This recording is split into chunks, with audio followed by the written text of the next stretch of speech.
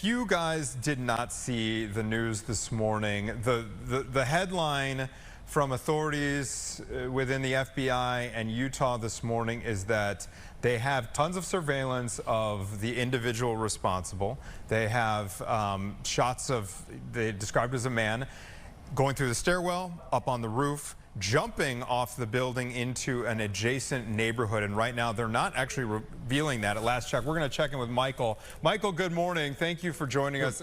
Good morning. Of course. Stinks that we're talking about this. Yeah, I wish you weren't under these circumstances, but it's great to see you. You too. And actually, I saw you yesterday. I felt for you and the whole team. You guys were reacting to this in real time. I was telling Caitlin, I was on the way home in the car on the way home from an appointment, and TMZ was the first live feed that came up on my YouTube, so I tuned in. There were about 40,000 people watching you guys react to this in real time. Yeah, it was a surreal moment, and I guess that's a sign of the times, how news breaks now, and a lot of it is streaming. And we just started this new format with one of our shows, the TMZ Live show, and part of that is that we stream each day as we take the TV show, which later airs obviously on television. And yeah, it was unfolding. That's the audience normally a bit smaller, but when somebody of Charlie Kirk's prominence and as beloved as he was by so many people across this country, when something like that, just a horrific assassination in front of so many people, in front of the world, I think there was a tremendous amount of interest in this story yesterday. And yeah, I know for me it's tough sitting there all day. I just felt so horrible about this, and particularly for his wife and their two little kids now who don't have a father. Since you were there watching this unfold and covering it there at TMZ, can you talk to the fact that there was an outpouring of reaction from leaders on both sides of the aisle, not only from the leaders of the political spectrum, but also just folks in general? Yeah, and I know a lot of people tend to focus on the people who are celebrating or making, stupid videos online, and you're always going to have that. But I think by and large, you had all of the living presidents yesterday come out, whether it be, Bill Clinton, Joe Biden, Barack Obama, Democrats, George Bush. You obviously had President Donald Trump, who was close friends with Charlie Kirk. They all came out. I think you saw leaders on both sides, both parties, who realized that this is not sustainable, that we cannot continue like this. And I think what makes it particularly just devastating when you're talking about Charlie Kirk is that we all have our opinions, and a lot of times we kind of are in an echo chamber, and we only listen to people we agree with, and that your opinion gets reinforced, and you never hear ideas from the quote unquote other side.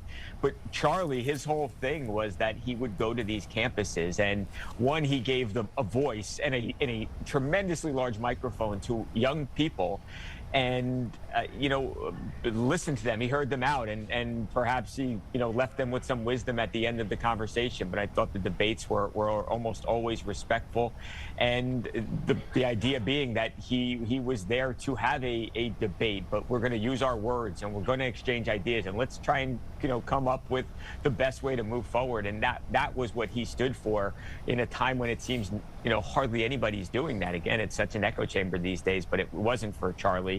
And now that guy's gone, and he's not replaceable. I don't know who the next Charlie Kirk is, whether it be on the right or the left. I mean, he was one of a kind, and again, now that man is gone forever. Michael, will you characterize the initial reaction on social media? I know you guys were kind of flopping between going to like news gathering mode. I heard Harvey yelling, hey, do we have a call into the governor's office? Who do we have on the ground in Utah? And also kind of monitoring the reaction that you were getting from your viewers in real time. You kind of characterize some of that initial reaction. I think there were some people, and that's how the internet goes. There were some people who were saying things that I personally found to be disgusting. There was some of that, but I thought that by and large the reaction was most one, just pure and utter shock that this happened. And I suppose when you think about the political climate, maybe it's not surprising. And we've seen it. We saw it in Butler with Donald Trump, that especially these outdoor events, that you just can't secure every area. And you know, it's every, you know, what industry is not touched by not having enough manpower or not having enough security? You listen to people now talk about that. How much police presence was actually there yesterday in relation to how many people were actually on the ground at the event? And there was a tremendous amount of people that were there, and it's hard to make sure everything is secure and safe. And obviously in this case, there was at least some blind spot. Not saying anybody messed up, but there was a shooter who was able to get a shot off, and it took Charlie's life. And yeah, I think, you know, some people celebrated it. Most people didn't. I think most people realized, like, hey, this is a person that just lost their life, and they've got family and friends, and you know, who cares who he likes politically? But yeah, I thought for the most part it was pretty encouraging to see everybody kind of band together. Yeah, to your point about not being safe outside, I think that moving forward, I bet this is going to change things. I mean, like you mentioned Trump before getting shot at. Being outside in general just leaves you vulnerable in a vulnerable place. So maybe moving forward, when we have these controversial interactions with people, it'll be indoors where you can really have a handle on the situation. And you also mentioned people coming together. So I think the main message is that political violence has no place in America from our leaders. Do you think as a people it's going to bring us together in the end, or do you think that this really is going to be pushing us apart? I hope it brings people together, but I think there's a world where I can see this, you know, actually, you know, causing more of a fracture, and you could see a lot of people say, okay, you know, when enough is enough, we feel that we've been targeted and we're not going to stand for it anymore, and send that message out. And I hope that's not the message, because again, I don't think that this is sustainable. I mean, one, you know, who is you talk about the next Charlie Kirk, and again on either party here, who is going to want to step up and say, hey, I want to take this on, you know, I'll carry the mantle here, if you believe you're just going to be gunned down? I mean, who wants to do that? So I think, you know, I think it's so important that we've seen this happen before. I think you can go back decades, and there was political violence that was out of control, and it got better. And I hope that that's the direction we go in here. But I think this is going to be an inflection point one way or the other. Which direction are we going to head is the question. I hope it's a direction of peace. I really do. Michael, as I was watching, I want to give you the chance to address your own newsroom there. Yeah. Okay.